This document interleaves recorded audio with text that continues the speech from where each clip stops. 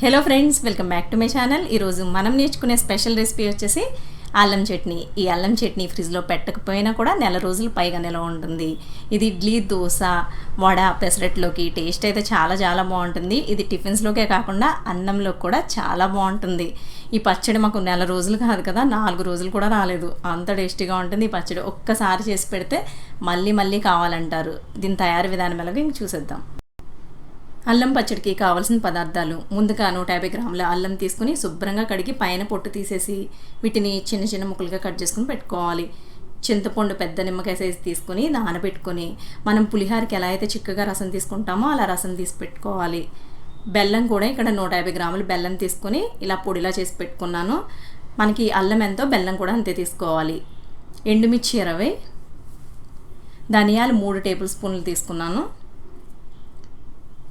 జీలకర్ర 1 స్పూన్, వెల్లుల్లి 15 నుంచి 20 రేకలు తీసుకోవాలి. స్టవ్ పైన ప్యాన్ పెట్టుకుని 1 టేబుల్ స్పూన్ ఆయిల్ వేసుకుని ఆయిల్ వేడిగా అయిన తర్వాత 3 టేబుల్ స్పూన్లు ధనియాలు వేసుకోవాలి. ధనియాలు వేసుకుని చిన్న మంట మీద పెట్టుకుని 1 నిమిషం పాటు వేగనివ్వాలి.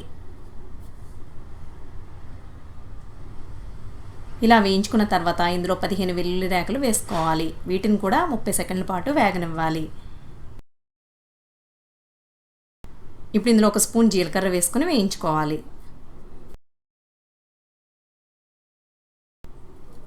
20 ఎండుమిర్చి కూడా వేసుకుని వేగనివ్వాలి. ఇవన్నీ కూడా చిన్న మంట మీదే వేయించుకోవాలి. చూడండి, మనకి ఎండుమిర్చి వేగిపోయి వీటిని చల్లగా అయిన తర్వాత మిక్సీ జార్లో వేసేసుకోవాలి. ఇవన్నీ కూడా మిక్సీ జార్లో వేసుకున్న తర్వాత మనం ఇదే ప్యాన్లో మళ్ళీ అల్లం ముక్కల్ని వేయించుకోవాలి. అదే ప్యాన్లో 2 టేబుల్ స్పూన్ల ఆయిల్ వేసుకుని ఆయిల్ వేడిగా అయిన తర్వాత 150 గ్రాముల అల్లం తీసుకున్నాం కదా, వాటిని ఇలా చిన్న చిన్న ముక్కలుగా కట్ చేసుకుని వేసుకోవాలి. వీటిని చిన్న మంట మీద పెట్టుకుని లైట్ గోల్డెన్ బ్రౌన్ కలర్లోకి వచ్చేంత వరకు వేయించుకోవాలి. చూడండి, మనకి అల్లం ముక్కలు చక్కగా వేగిపోయి ఇప్పుడు స్టవ్ ఆఫ్ చేసుకుని వీటిని చల్లగా అయిన తర్వాత మిక్సీ జార్లో వేసుకోవాలి.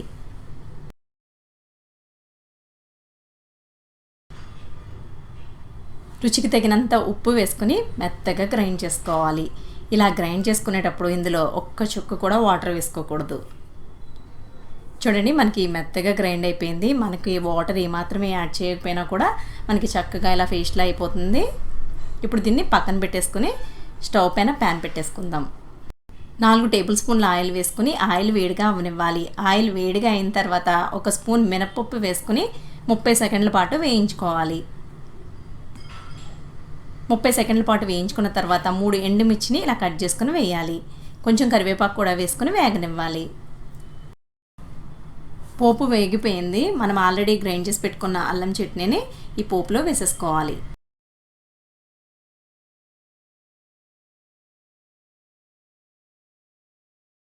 ఈ అల్లం చట్నీకి పోపు అంతా కూడా బాగా పట్టేటట్టుగా ఒకసారి చిన్న మంట మీద బాగా కలుపుకోవాలి. చూడండి, పోపు అంతా కూడా చట్నీకి బాగా కలిసిపోయింది. ఇప్పుడు ఇందులో మనం చిక్కగా తీసి పెట్టుకున్న చింతపండు రసాన్ని వేసుకోవాలి. అలాగే బెల్లం కూడా వేసేసుకోవాలి. ఇప్పుడు దీన్ని బాగా కలిసేటట్టుగా కలుపుకోవాలి. చింతపండు రసం మాత్రం మీరు ఖచ్చితంగా చిక్కగా తీసుకోవాలి. అది మనం పులిహోరకి, పోపుకి ఎలా చిక్కగా తీసుకుంటామో అలాగే తీసుకోవాలి, లేదంటే పచ్చడి అస్సలు బాగోదు. చూడండి, బాగా కలిసింది కదా. ఇప్పుడు దీన్ని చిన్న మంట మీద పెట్టుకొని కలుపుకుంటూ ఉడికించుకోవాలి. 5 నుంచి 7 నిమిషాల పాటు ఇలా కలుపుతూ దగ్గర పడేంత వరకు ఉడకనివ్వాలి. మీరు పచ్చడిని ఇలా కలుపుతూనే ఉడికించుకోవాలి, లేదంటే అడుగు పట్టేస్తుంది. మధ్య మధ్యలో గ్యాప్ ఇచ్చినా 30 సెకండ్ల కన్నా ఎక్కువ గ్యాప్ ఇవ్వకూడదు. చూడండి, మనకి పచ్చడి చిక్కబడింది, మంచి కన్సిస్టెన్సీలోకి వచ్చేసింది. ఇప్పుడు స్టవ్ ఆఫ్ చేసేసుకోవాలి. చూడండి, మనకి పైకి ఇలా ఆయిల్ తేలిందంటే మనకి పచ్చడి రెడీ అయిపోయినట్టే.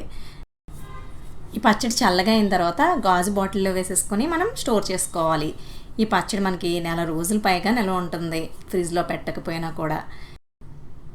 తీయగా కారం కారంగా ఉండే అల్లం చట్నీ రెడీ అయిపోయింది. ఇది ఇడ్లీ, దోశ, వడ, పెసరట్లోకి చాలా చాలా బాగుంటుంది. దీని స్పెషాలిటీ ఏంటంటే రైస్లో కూడా చాలా చాలా బాగుంటుంది. అల్లం చట్నీ ఎంత కలర్ఫుల్గా ఉందో కదా ఫ్రెండ్స్. మా వీడియో మీకు నచ్చితే ఒక లైక్ ఇవ్వడం మర్చిపోకండి. మరిన్ని కొత్త వీడియోస్ కోసం ఛానల్ని సబ్స్క్రైబ్ చేసుకోండి.